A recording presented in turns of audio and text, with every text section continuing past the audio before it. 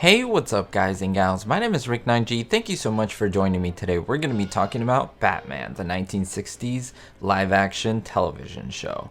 More specifically about the Riddler, played not by Frank Gorshin, but played by John Astin. Now, John Astin was, of course, also playing the lead role as Gomez Addams in the 1960s Addams Family television show. If you're a fan of Batman, make sure to look at my Batman playlist where there are more videos ranging from salaries to focusing on other villains and Batman and many things that you'll enjoy, as well as other playlists on other TV shows that I cover, including sitcoms and dramas as well.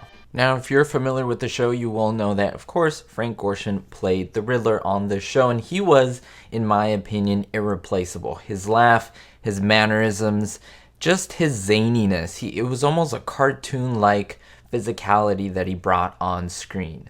And then all of a sudden, in the second season, we have a big surprise when we have a Riddler episode. And who do we see? Not Frank Gorshin, but we see John Astin. Now, John Astin, in my opinion, was amazing, fantastic on the Addams Family as Gomez Addams. He pretty much cemented what the character was like.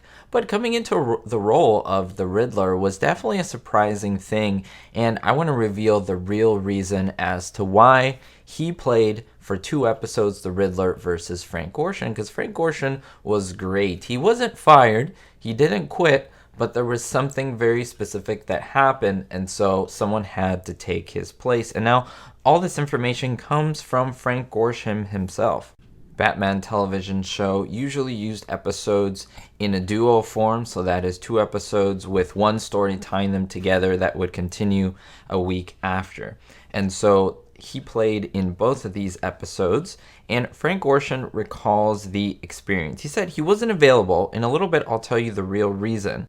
But he says that the producers figured that he wasn't indispensable as an actor, so they put the clothes that he wore on somebody else. In fact, he was really offended that they did this, but he understood the logistics of what was happening, and well, there was nothing that they can do and there was nothing that he could do. He had a nightclub commitment which he couldn't cancel. Now, they wouldn't let him out, and the studio wanted to do that episode during that time. So this is why they got another actor. They, of course, auditioned for the role, and John Astin was given the part. Now, here's where the situation grows and becomes a little bit complex. Now, William Dozier was the producer of the show, and he has a little bit of a different rendition to what Frank Gorshin is saying. Now, this claim about being booked into a nightclub, according to him, was a way of covering up the real truth for Frank. He said that there was a letter to him sent by Gorshin's new agents, and at the time they were called the William Morris Agency. Now, Gorshin demanded $5,000. That is, of course, in 1967 valuation. In 2020 valuation, that would come out to $38,724.25. Now, he requested these $5,000 for any future Riddler appearance.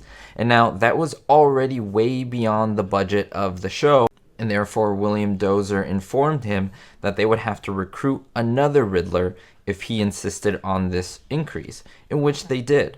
Rather, he asked him to be satisfied with all the opportunities and recognition that the part actually gave to him. It's interesting to note that, of course, the Riddler was played later by Frank Gorshin, and so they had to have come to some type of agreement.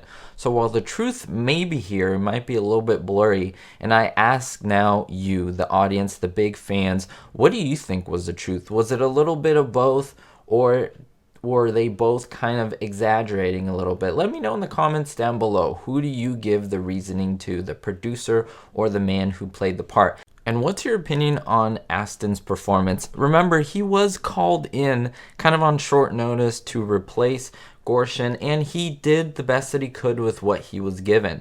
I think he did pretty good. I think he did fairly well. Was he better than Gorshin? I don't think he was, but I think he definitely did the role justice. We'll see you next time, guys and gals, for more Batman videos. Don't forget to leave the thumbs up button and to subscribe. It does help out the channel, and it's absolutely free. We'll see you all next time. Always stay positive, no matter what, especially during this time, guys and gals. That's a little bit of a trial for all of us, but remember, it's happening all around the world. We are in this together, and most importantly, guys and gals, be hopeful. Thank you to my Diamond tier patrons, Andrew B, Ricky, and David D. And thank you to every single one of my Patreons where I have exclusive content. Be sure to look in the description below for merchandise, Patreon exclusive content, as well as playlists where you can find other TV shows and sitcoms that I think you'll enjoy. We'll see you all next time.